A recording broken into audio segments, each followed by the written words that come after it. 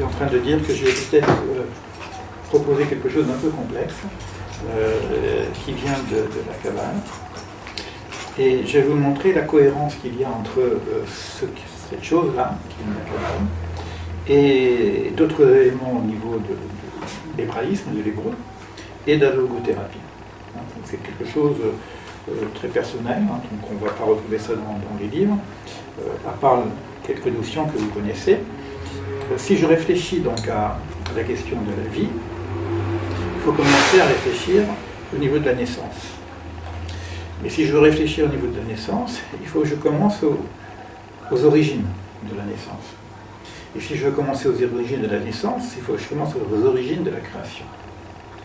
Parce que ça commence là. Avant de parler du sens de ma vie, de ma naissance et de mon espace vie que je connais, ou de ce que je ne connais pas, comme on vient de le dire tout à l'heure, c'est-à-dire ce qui est avant, ce qui est après, je suis dans un monde. Et ce monde, il est là, quoi.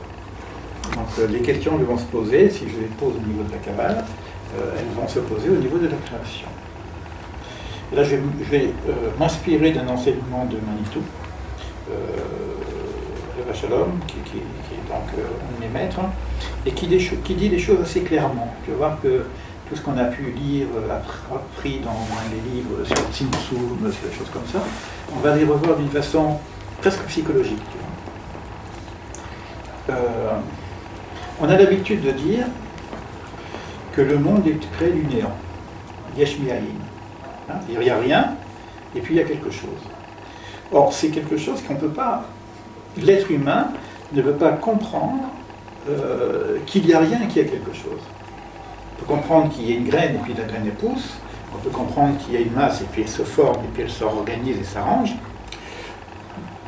Mais de rien qui est quelque chose, ce n'est pas quelque chose qui est accessible au niveau de la pensée humaine. Donc on démarre par une sorte de perplexité. Alors maintenant, la perplexité qu'il y a au niveau de l'interrogation, au niveau de la Kabbale, elle n'est pas basée sur la perplexité de Dieu. On ne se pose pas de questions au départ sur Dieu existe, Dieu n'existe pas, etc. Bon, ça c'est la philosophie qui réfléchit sur la cause des causes, etc. Ce n'est pas une question. Bereshit bara Elokim betachamim ve'et haaretz, Bereshit bara Elokim ve'et. C'est presque une évidence. C'est-à-dire que c'est pas là que va se poser la question. Ni de l'homme, puisqu'on existe. La question qui va se poser, comment est-ce possible que le monde soit? Donc la première question que les kabbalistes posent, c'est la perplexité de l'existence du monde. Si j'intègre l'idée de Dieu, qui est le tout, il remplit tout. Donc il n'y a pas de place pour autre que lui. L'idée de Dieu, c'est la totalité. Or, et c'est là que va commencer l'idée du Tzimtzum.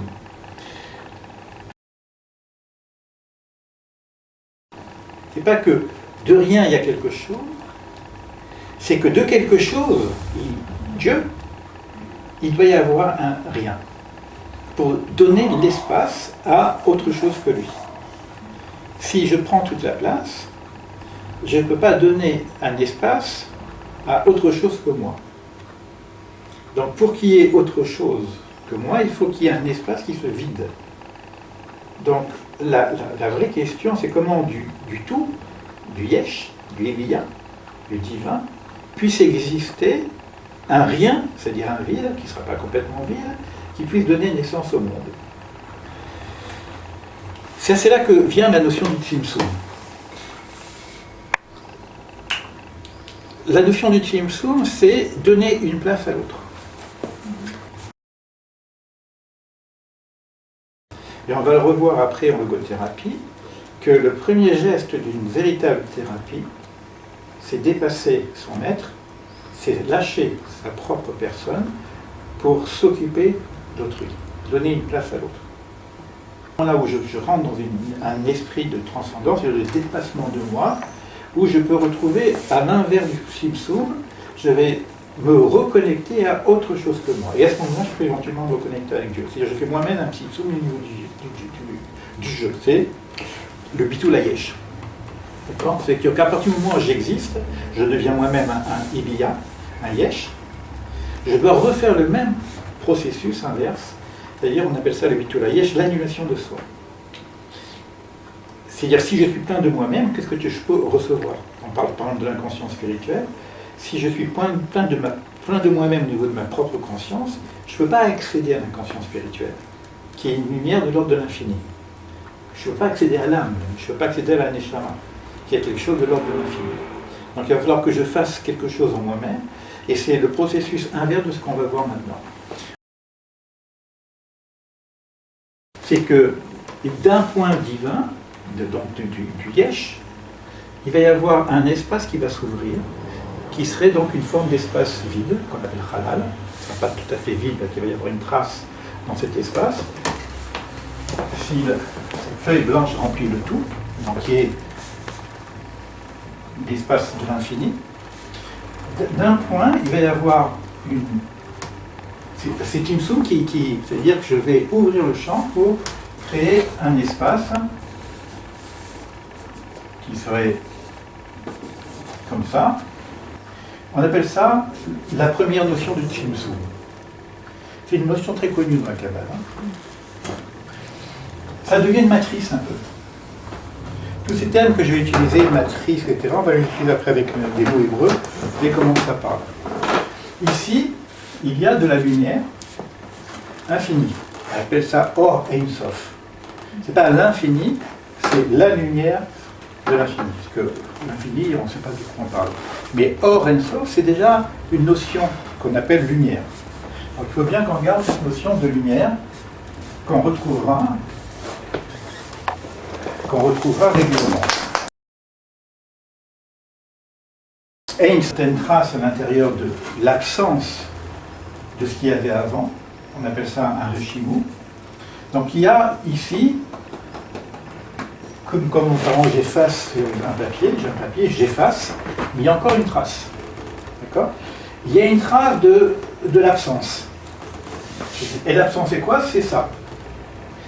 Et quand j'avais quelque chose en moi et que je ressens l'absence du manque de ce qu'il y avait avant, j'ai une aspiration. Quand on a une aspiration spirituelle, ça n'existe pas une aspiration spirituelle si je ne l'avais pas déjà en moi avant. La quête de Dieu, elle ne peut pas commencer si ce n'est pas quelque chose que j'avais et que j'ai perdu, que j'essaye de retrouver. Ici, c'est la même chose. C'est-à-dire le processus dont je raconte, ça va être le processus de base de toute forme de quête. Ici, il y a un sentiment de vide. Il manque quelque chose.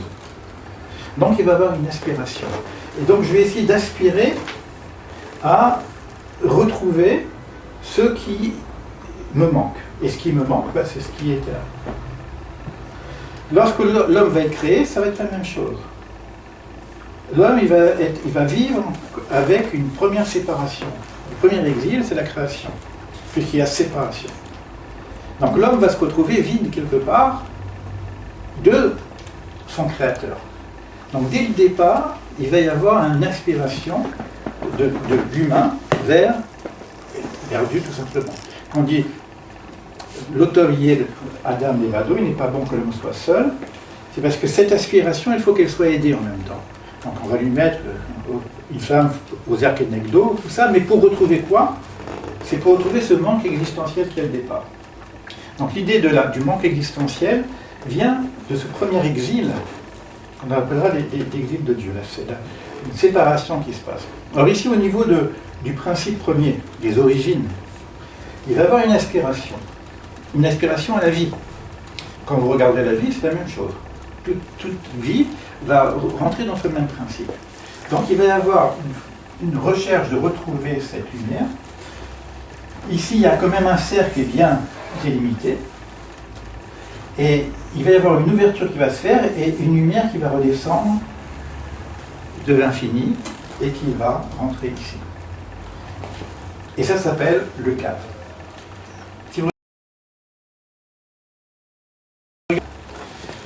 Alors maintenant, cette force-là, ce cave, qui est une lumière qui vient de l'infini, logiquement, elle est tellement puissante qu'elle va recouvrir la totalité. Et si elle recouvre la totalité, le monde ne peut pas exister.